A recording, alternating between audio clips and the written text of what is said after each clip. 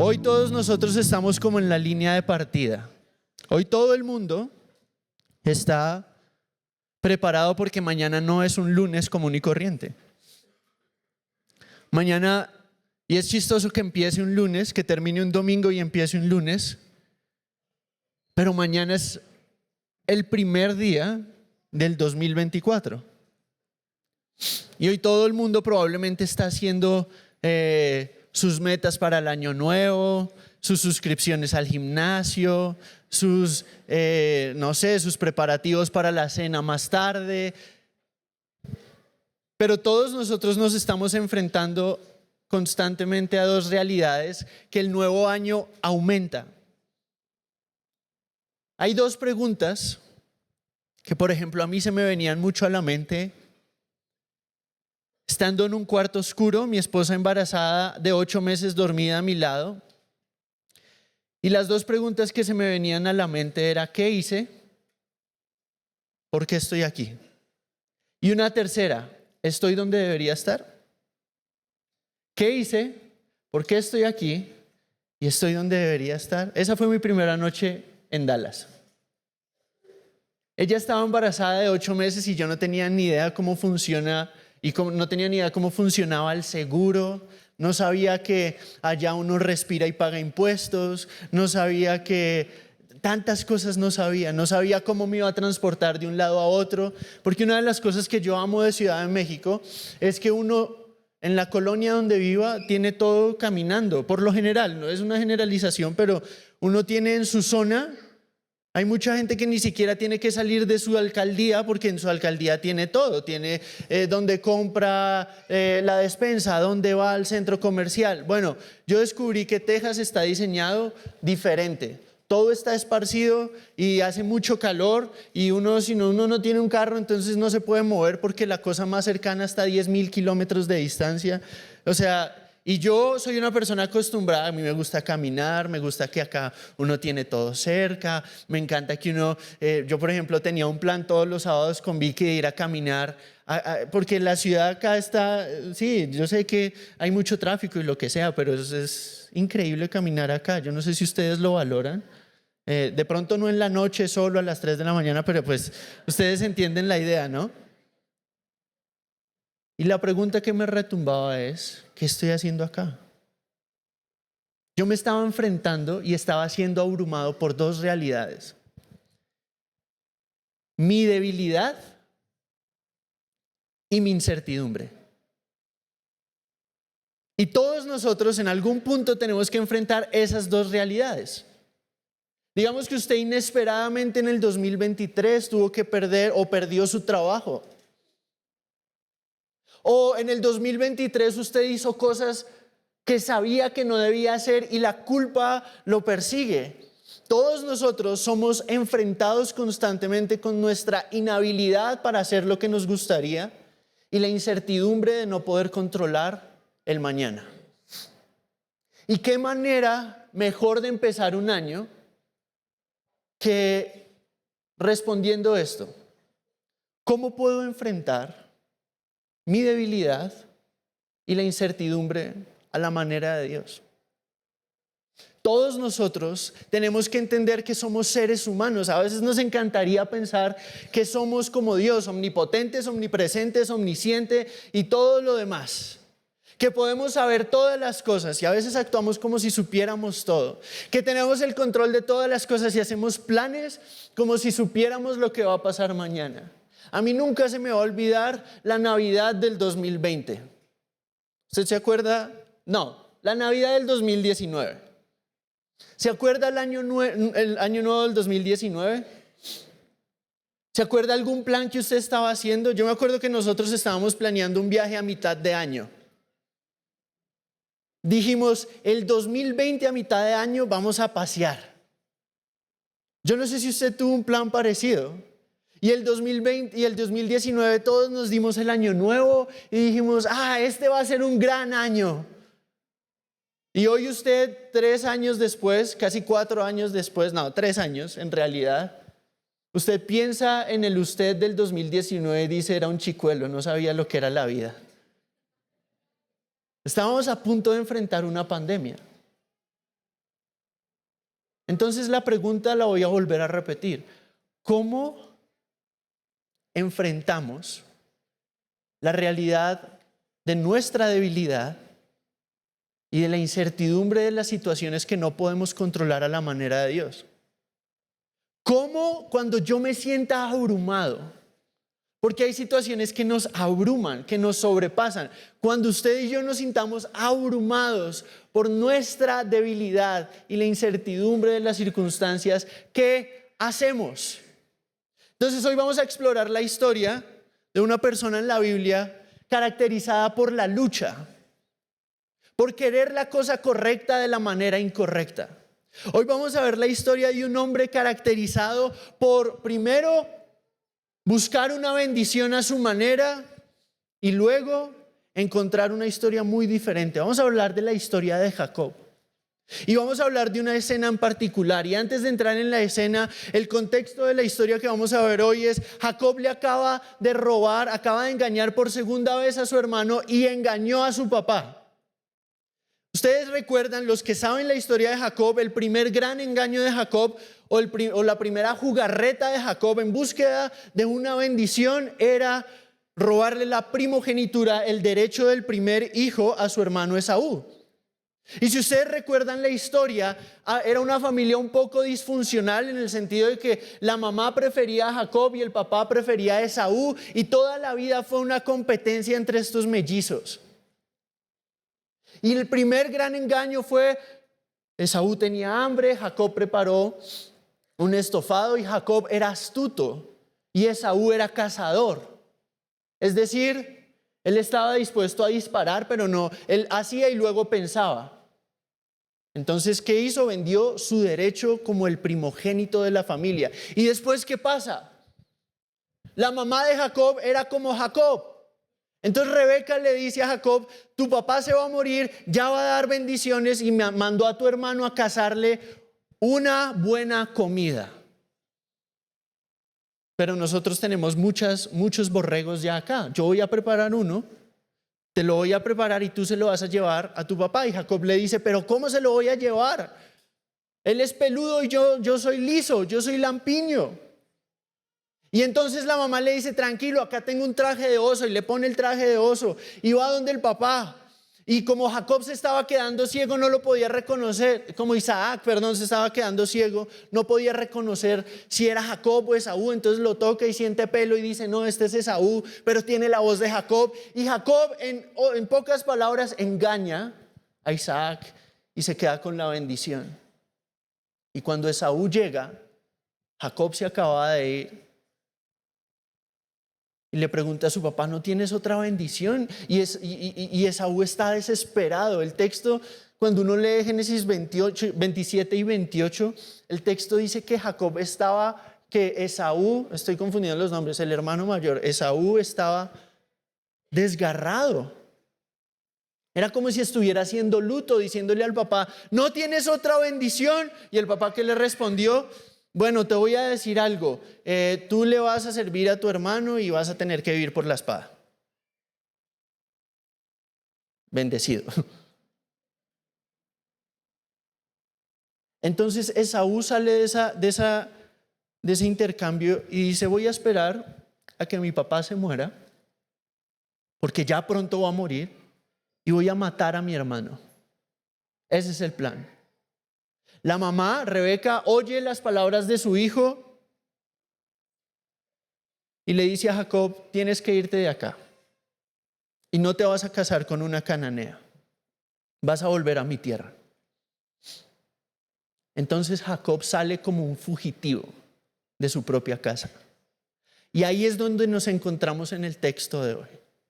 Hoy vamos a ver cómo enfrentar situaciones donde nos abruma nuestra debilidad y la incertidumbre viendo esta historia.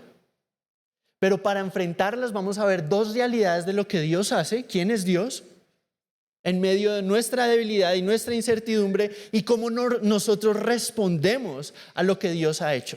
Entonces quiero que me acompañe al libro de Génesis y vamos a ir al capítulo 28. Y vamos a leer algunos versículos y vamos a caminar por el pasaje. Entonces recuerden, acá Jacob es un fugitivo, su hermano lo quiere matar, ha engañado 2 veces a su hermano y 1 vez a su papá, y la mamá le dice: hijo mío, largo, huye por tu vida, corre por tu vida hasta que tu hermano mayor se le pase la ira porque te quiere matar. Y Esaú era un cazador, es decir, no le iba a quedar difícil matar a Jacob. Entonces aquí nos encontramos Génesis capítulo 28 y vamos a leer los versículos del 10 al 22. Yo voy a leer la Nueva Biblia de las Américas, pero la que usted tenga está bien.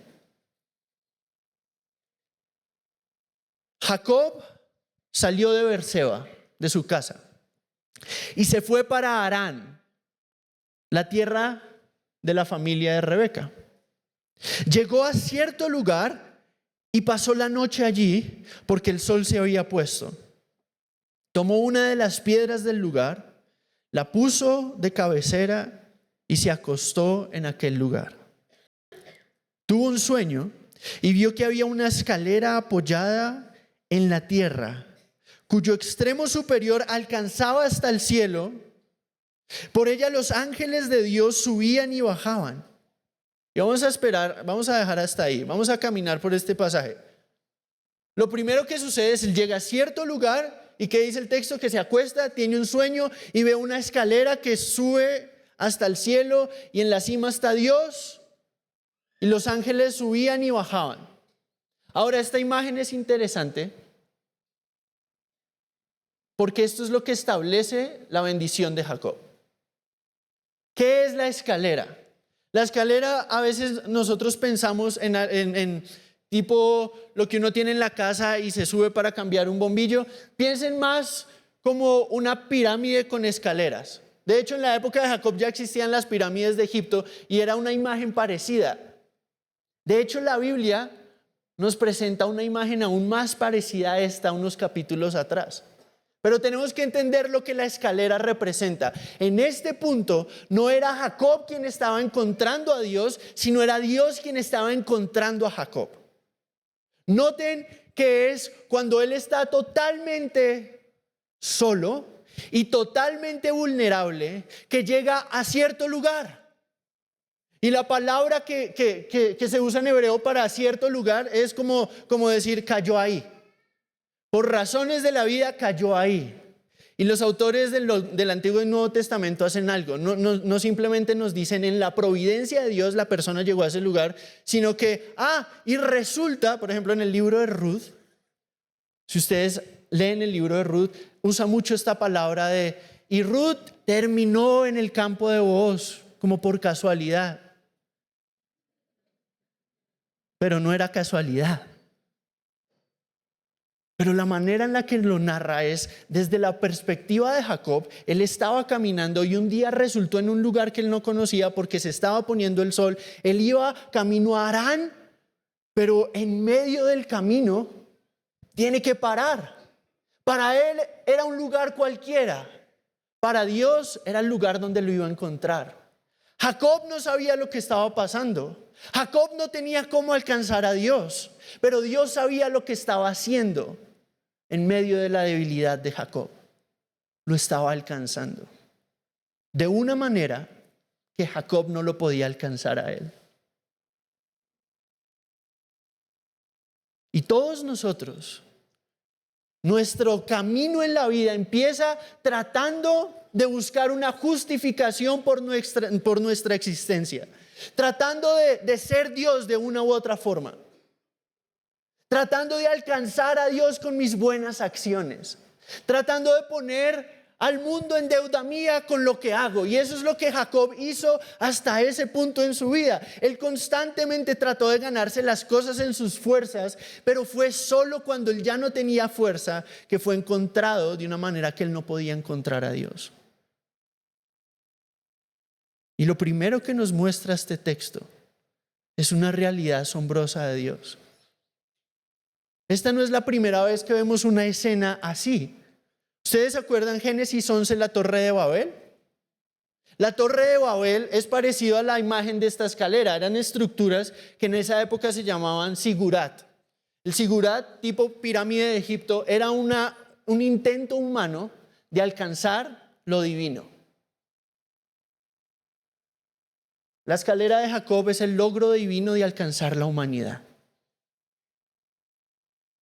La gente en la Torre de Babel quería alcanzar a Dios y hacerse un nombre para ellos mismos. Es lo mismo que vemos hoy en día. Todos nosotros perseguimos fuera de Dios, en un tiempo antes de ser encontrados por Él, las cosas de este mundo, que es el tratar de validar mi existencia de una u otra manera. Y es desgastante porque nunca la escalera es lo suficientemente alta.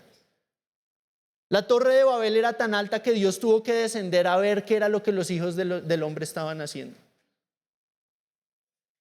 Eso se llama ironía. Eso es comedia en la Biblia. La Biblia tiene una manera muy elegante de decirnos cuando hacemos taradeces.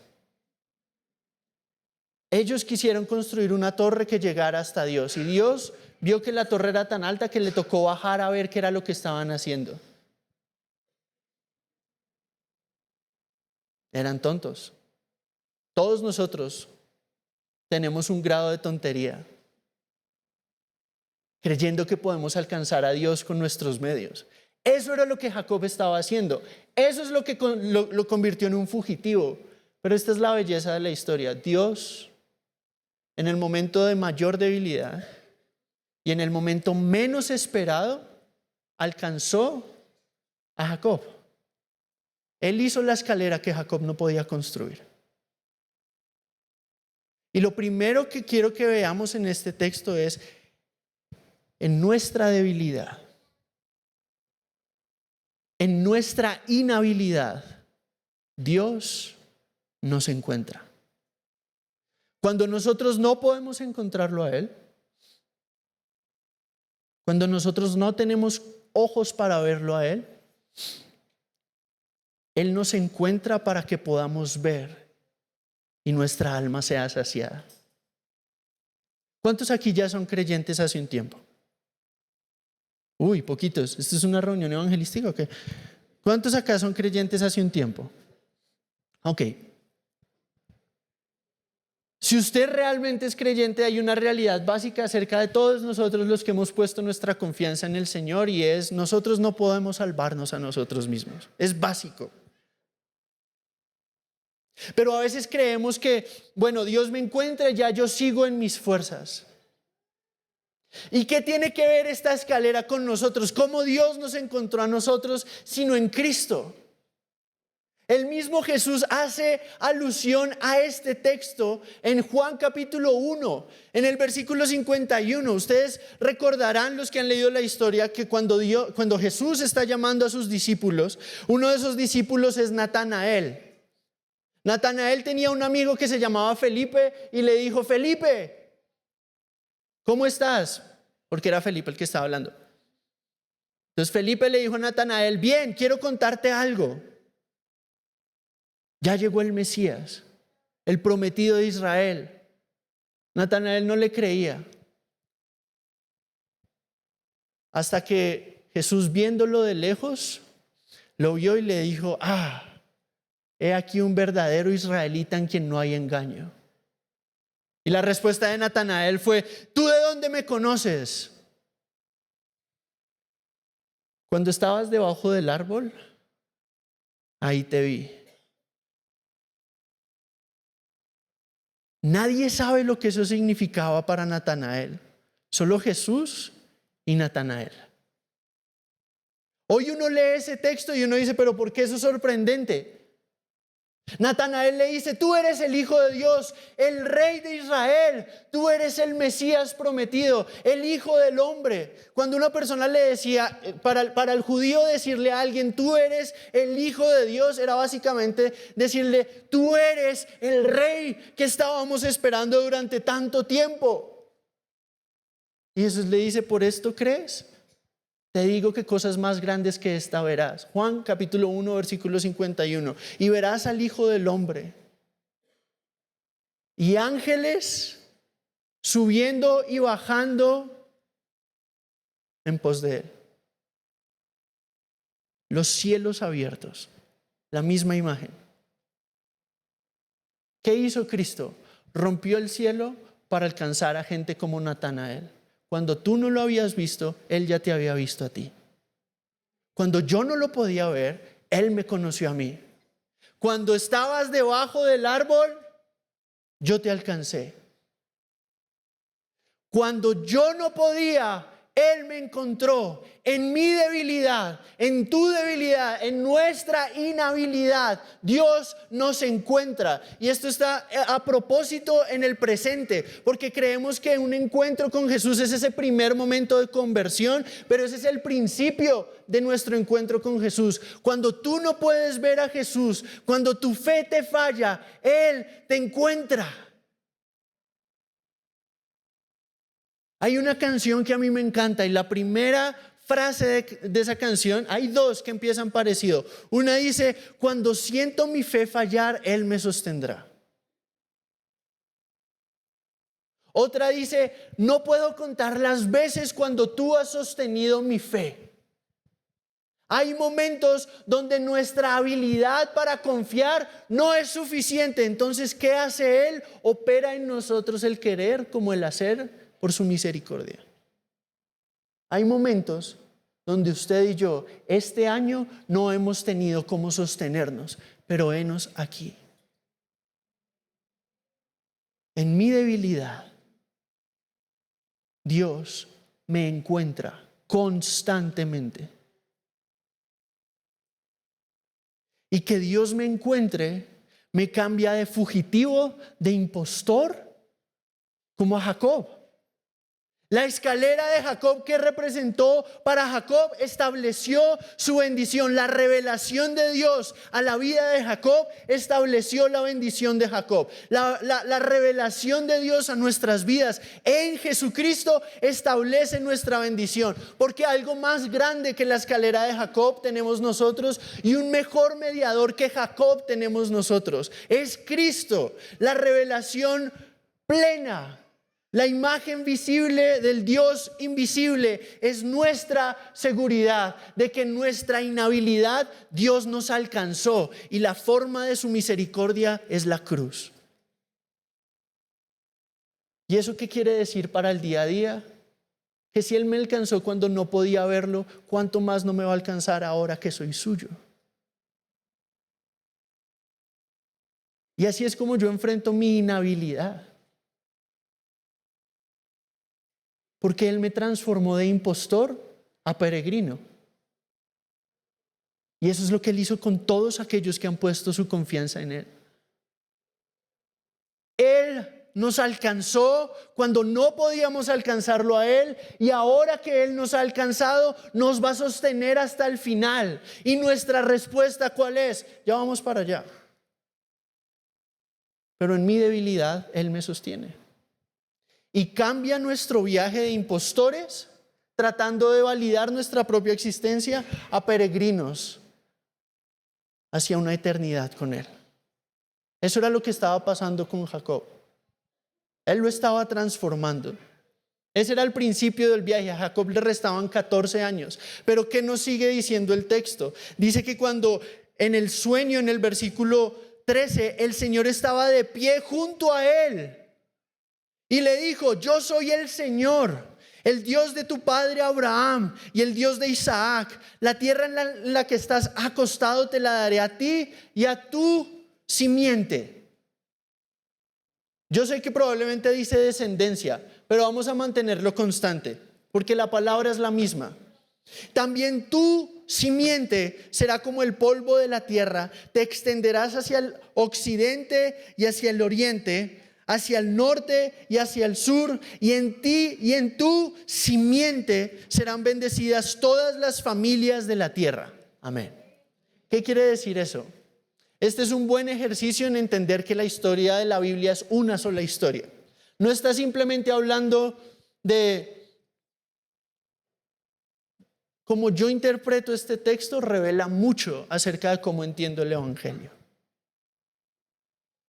Porque para Jacob, su seguridad era la promesa. Y lo segundo que vemos en este texto es que en nuestra incertidumbre, Dios nos sostiene. En nuestra debilidad nos encuentra, en nuestra incertidumbre nos sostiene. ¿Y cómo nos sostiene? A través de su promesa. ¿Pero cuál es su promesa? Y esto es clave que lo entendamos. Jacob recibió una promesa. En ti serán benditas todas las familias. En tu simiente va a poseer una tierra. Tu simiente va a heredar, va a esparcirse por todas las naciones. Tu simiente. ¿Cuál es la simiente prometida? Esa es la pregunta del millón, porque todo Génesis gira alrededor de esta pequeña palabra hebrea. Será simiente. Génesis 3:15 dice, cuando el Señor maldice a la serpiente y le habla a la mujer y le dice, y pondré enemistad entre ti y tu simiente. Ella te herirá el calcañar, pero tú le aplastarás la cabeza, tu simiente. Luego, cuando Abraham sale de su tierra, en tu simiente serán benditas todas las familias de la tierra. Es la misma promesa que le da a Isaac y es la misma promesa que le da aquí a Jacob. Es decir, el Señor le está diciendo, yo sé lo que voy a lograr con tu vida. Esta simiente se ve por todo el Antiguo Testamento y luego Pablo en Gálatas nos explica, y la simiente es Cristo. Y todo el que está unido a Cristo en fe es bendito en la bendición que le pertenece a Abraham. ¿Y cuál es la bendición que le pertenece a Abraham? ¿Cómo aplica esto para nosotros? ¿Cuál es la mayor bendición del Evangelio? La mayor bendición del Evangelio se puede resumir en una palabra y es adopción. Y es todo lo que Jacob estaba buscando, pero él lo vio de lejos. Nosotros lo vemos de cerca porque la simiente ya vino y la simiente es Cristo. Y una de las palabras más comunes, y yo constantemente le hablo esto, en verano que estuvimos acá, en julio y en enero que estuvimos acá el año pasado, constantemente repito que una de las cosas más importantes que uno puede entender es que lo que define la identidad de una persona es estar en Cristo, en unión con Cristo. ¿Y cómo lo explica Pablo? Para entender cuál es el significado de la palabra bendición como adopción, tenemos que ver cómo él lo explica en Efesios capítulo 1. Voy a leerlo rápidamente. Efesios capítulo 1 y vamos a leer de los versículos 1 o de los versículos 3 al 5. No sé si lo puedan poner en la pantalla. Efesios 1 del 3 al 5. Dice: bendito sea el Dios y Padre de nuestro Señor Jesucristo, que nos ha bendecido con toda bendición espiritual en los lugares celestiales en Cristo. Hasta ahí. ¿Ven lo que está diciendo? Está bendiciendo a Dios porque nos ha bendecido con toda bendición espiritual en los lugares celestiales en Cristo.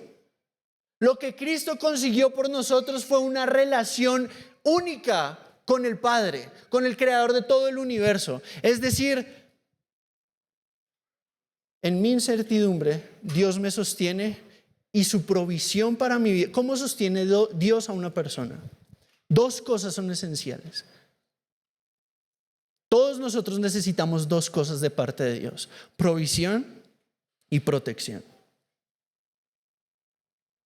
Y la provisión de Dios para nosotros es Cristo. Y en Cristo nosotros tenemos asegurado que tenemos todo lo que necesitamos para llegar al final de la carrera. Porque como nuestra carrera ya no es un divagar sin sentido, ya no somos impostores, sino peregrinos, no solamente somos impulsados en la carrera, sino equipados para la carrera. ¿Y cuál es el equipamiento de la carrera? La adopción, es decir, todos los derechos que tiene un hijo delante de Dios. ¿Qué derechos tiene un hijo delante de Dios? Saber que Dios no va a parar hasta hacer todo lo que ha diseñado para nosotros en la vida y va a usar todas las cosas para nuestro bien. Esta palabra adopción que Pablo usa en Efesios, Pablo es el único que usa la palabra en el Nuevo Testamento, pero el concepto está en todo el Nuevo Testamento. Y usa la palabra porque la palabra adopción en el mundo romano era importante. Muchos de los emperadores, César Augusto, por ejemplo, era adoptado. Y muchos de los emperadores, en vez de agarrar un hijo propio, adoptaban un joven útil para que la herencia fuera de él o de ella. Y el emperador adoptado recibía toda la herencia de su predecesor. Pero Dios no nos escogió a nosotros intencionalmente porque fuéramos útiles, sino porque Él nos amó. Entonces nos hace útiles. No es porque yo tuviera algo que ofrecerle, y en eso el paralelo se rompe. En la época de Pablo, esta palabra solo se usaba de las clases altas, mostrando benevolencia hacia un inmerecedor o alguien que tenía potencial. Pero yo no tenía potencial, Jacob no tenía potencial. El potencial de Jacob era engañar. Nuestro potencial es pecar. Pero Él nos encuentra y nos transforma, y su bendición tiene forma de cruz y nos dice: yo voy a hacer todo lo necesario para llevarte hasta el final de la carrera. Y ese es el compromiso de Dios con nosotros en Cristo, que nos ha bendecido con toda bendición. ¿Cuál es? Que no importa qué es lo que nos pueda pasar en esta vida, nosotros somos herederos y coherederos con Cristo de todas las cosas. Un día, cuando usted y yo seamos lo que vamos a hacer cuando Cristo regrese, dice que reinaremos juntamente con Cristo. ¿Usted sabe lo que eso significa? Pablo tenía muchas instrucciones prácticas. Por ejemplo, habían demandas en la iglesia de Corinto y les decía: ¿por qué se están demandando? ¿No pueden ustedes juzgar entre ustedes? ¿Que tienen que ir a autoridades seculares a que juzguen entre ustedes? Si ustedes van a juzgar los ángeles. Les estaba diciendo: ustedes pelean por tonterías cuando van a gobernar el cosmos.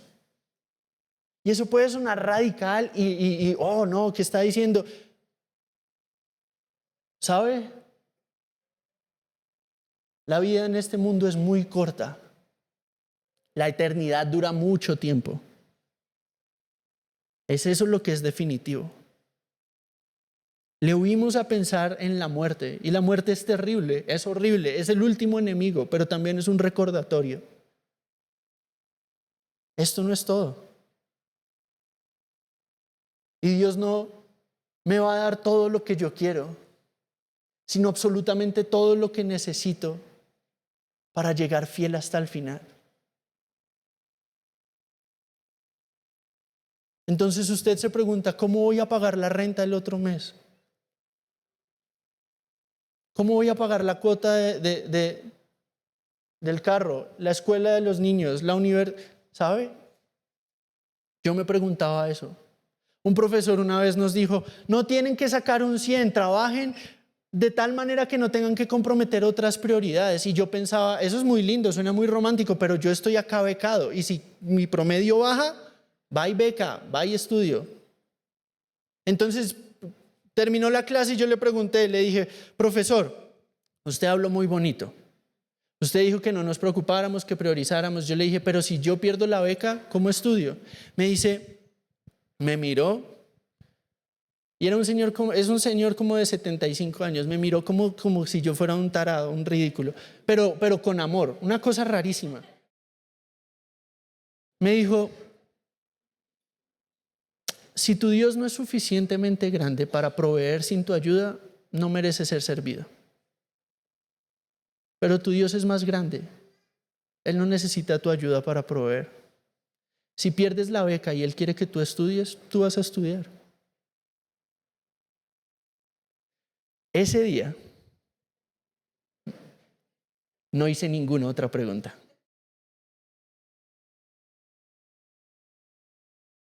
¿Saben? Digamos que usted está en un trabajo y usted pierde ese trabajo mañana. Dios no lo quiera. ¿Cómo voy a comer? ¿Y de qué me voy a vestir? ¿Cómo voy a hacer esto y cómo voy a hacer lo otro? La voz del buen pastor nos ha enseñado: que si Dios tiene la capacidad de vestir plantas mejor que Salomón y pájaros mejor que Salomón, que no andan preocupándose qué han de comer y qué han de vestir, ¿cuánto más Él no se ocupa de nosotros, que nos ama más y que se comprometió hasta la eternidad con nosotros, los que somos suyos? Así que si usted está pasando por un trago amargo de la vida en este momento, no es porque Dios lo haya olvidado, es porque Él tiene una meta. La bendición de Dios es hacer y proveer todo lo que sea necesario para que yo funcione según su voluntad y para reinar junto con Cristo por toda la eternidad. Eso es bendición. Entonces mi circunstancia difícil no determina si yo soy bendecido o no. Que yo tenga lo que quiero no necesariamente quiere decir que sea bendecido o que no sea bendecido. Quiere decir que Dios está permitiendo algo en mi vida para formar más de Cristo en mí. Y esa es la meta. Él provee. Pero la provisión de Dios no es impersonal. ¿Qué más hace Dios en nuestra incertidumbre? No solamente provee. Él está en control cuando yo no, y eso es una buena cosa. Pero también nos sostiene a través de su presencia. Nos sostiene a través de su provisión y nos sostiene a través de su presencia. ¿Y cómo operó esto en la vida de Jacob? Quiero que leamos juntos el versículo 15 del capítulo 28 de Génesis. Vamos a volver a nuestra historia. Dice así: ahora bien, entonces dice, le da la bendición que es la provisión, el equipamiento para el camino, y ahora le dice, ahora bien, yo estoy contigo, te guardaré por donde quiera que vayas, te haré volver a esta tierra, no te dejaré hasta que haya hecho todo lo que he prometido.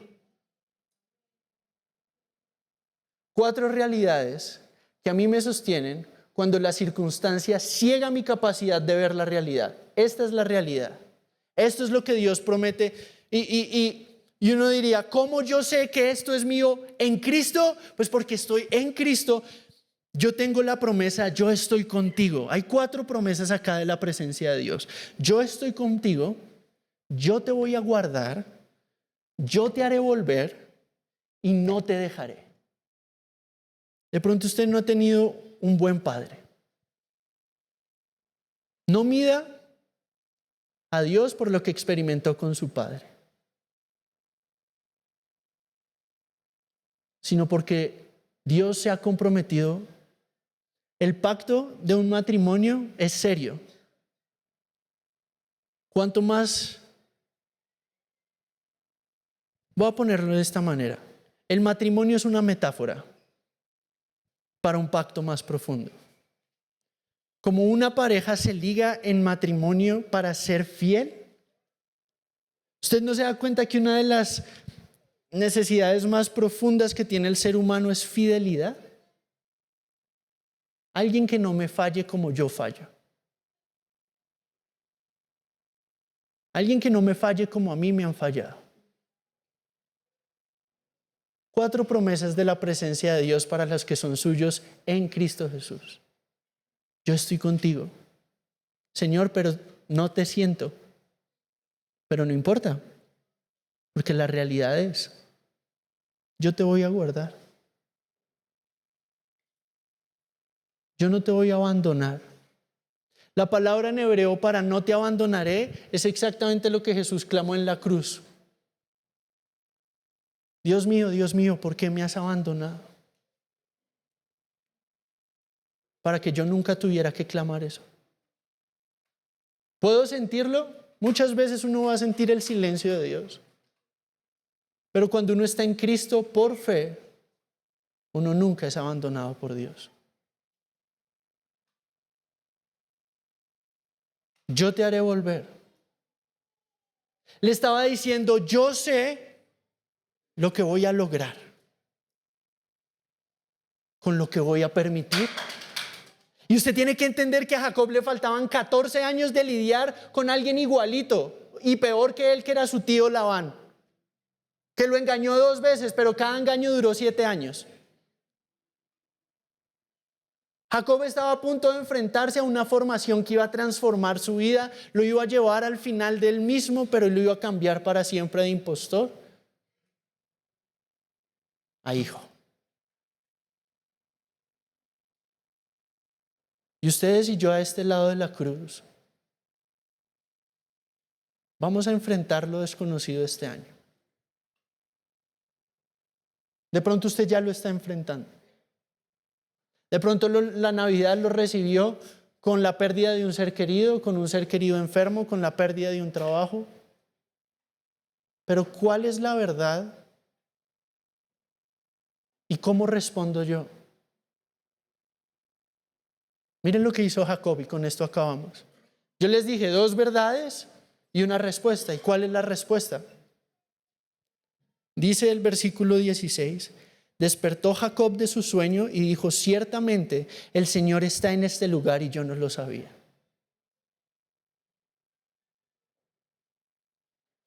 Y tuvo miedo. Y añadió, cuán imponente es este lugar. Esto no es más que la casa de Dios y es la puerta al cielo. Y Jacob se levantó muy de mañana y tomó la piedra que había puesto de cabecera y la erigió por señal y derramó aceite por encima. A aquel lugar le puso el nombre de Betel, es decir, casa de Dios. Aunque anteriormente el nombre de la ciudad había sido Luz. Entonces Jacob hizo un voto diciendo, si Dios está conmigo y me guarda en este camino en que voy y me da alimento para comer y ropa para vestir y vuelvo sano y salvo a la casa de mi padre, entonces el Señor será mi Dios. Y quiero que entiendan que acá Jacob no está poniendo una condición. Esta es una manera de hacer un voto. Un voto es un juramento. Él estaba en otras palabras diciendo, porque yo sé que Dios va a hacer esto. Dios me va a hacer volver a la casa de mi padre. Y eso es lo que me sostuvo esa noche oscura diciendo, ¿qué hice? ¿Y por qué estoy acá? No sé. Pero yo confío en el Dios que me encuentra y en el Dios que me sostiene.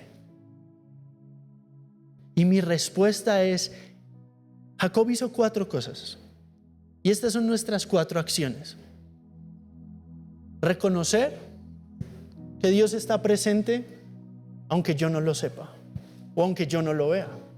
He aquí, acá está Dios y yo no lo sabía. Es mi realidad constantemente. Yo estoy viendo a Dios actuar mucho más allá de mis fuerzas, en mí, a través de mí y a pesar de mí. Y eso es lo que usted tiene que recordar este año. Y es lo segundo. Lo segundo que hizo Jacob fue levantar un memorial. Él recordó. ¿Y cuál es el memorial que nosotros podemos levantarle a Dios? Sino el que Él ya levantó por nosotros, la cruz. Cuando usted quiera dudar o cuando su mente lo bombardee con dudas de Dios no le importa, Dios está ausente, Dios existe, recuerde la cruz. Porque ese es el tamaño de su misericordia por nosotros. En la cruz Él demostró tantas cosas. Y si nosotros no somos cristianos, seguros en la adopción a la luz de la cruz y no sabemos qué es la cruz, nos estamos perdiendo de la cosa más asombrosa de lo que significa ser cristiano. Saber que ahí está mi maldad clavada, su bondad revelada, su justicia totalmente satisfecha y su amor totalmente cubriendo mi pecado.